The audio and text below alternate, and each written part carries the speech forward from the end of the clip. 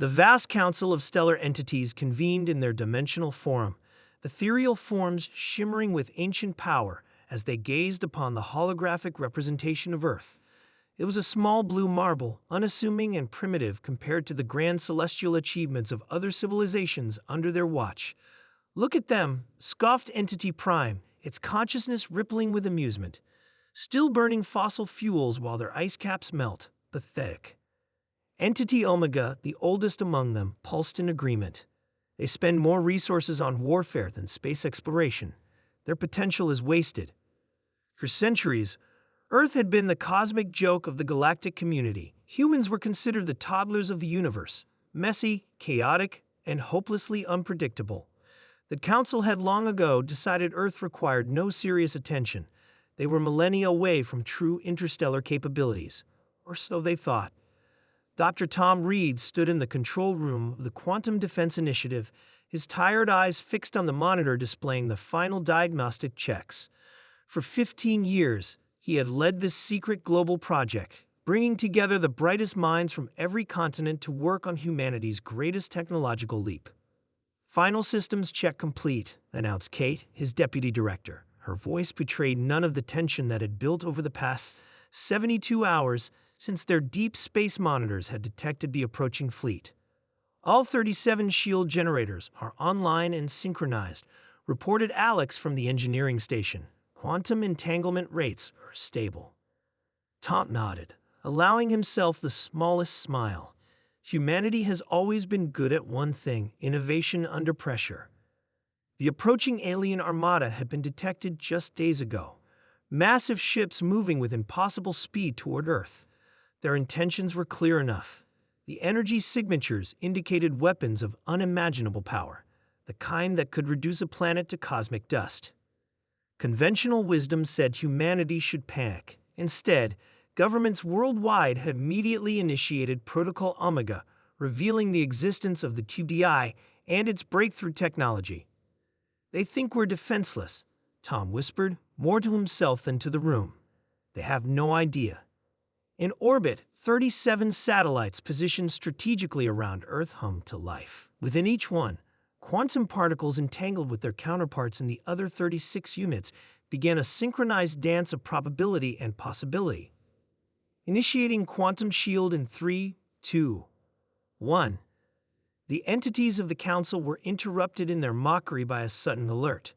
Entity Nova, responsible for monitoring primitive worlds, pulsed with alarm. "The humans, they have activated something." "Impossible," Entity Prime dismissed. "Their technology is centuries from anything that could concern us." "Look," insisted Nova. A holographic Earth in their midst suddenly shimmered, and then was enveloped in a translucent, iridescent shell that rippled like the surface of a soap bubble while remaining impossibly rigid. "What is this?" demanded Entity Prime. Entity Omega moved closer, its ancient consciousness probing the phenomenon. They've harnessed quantum entanglement on a planetary scale." "That's theoretically impossible," objected another entity.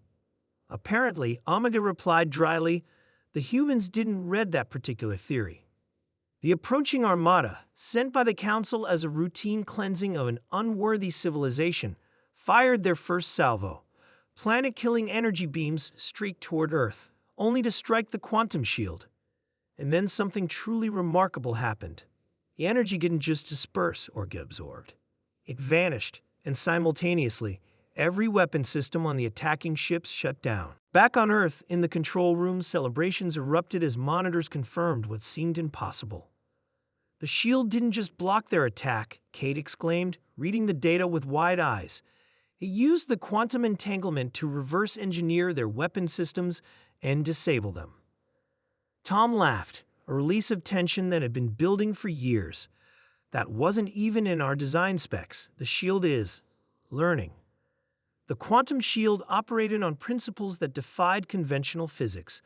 By creating a macro-scale quantum field around the entire planet, it could respond to threats by instantly analyzing them through quantum computation and adapting in real time.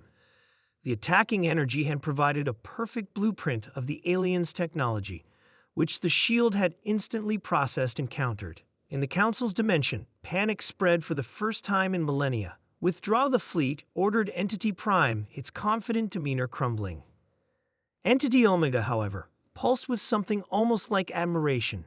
No, I believe a different approach is warranted. Hours later, as humanity prepared for a second attack, something unexpected appeared on Earth's communication channels, a request for diplomatic contact.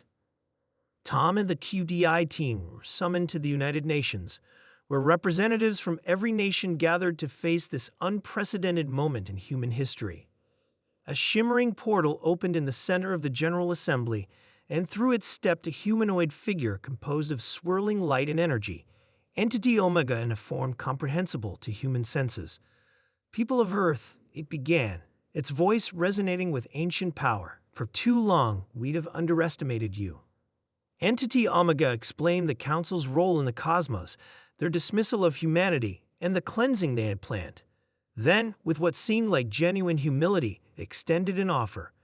Today, you have proven yourselves worthy of the stars. The quantum shield you've created is but the beginning of what your species might achieve. We offer not conquest, but partnership. Tom stepped forward, as humanity's chosen representative. We didn't build the shield as a weapon, but as protection, to give us time to grow into whatever we might become. Entity Omega's form shimmered with what might have been laughter. And that, Dr. Reed, is precisely why you succeeded where others failed. Your species looks to the stars not with hunger for power, but with curiosity and hope. As the diplomatic talks continued, Earth's status in the cosmos transformed overnight. The race that had been the butt of cosmic jokes was now recognized as possessing unique potential, a creativity born from their chaotic nature that even the ancient entities found themselves respecting.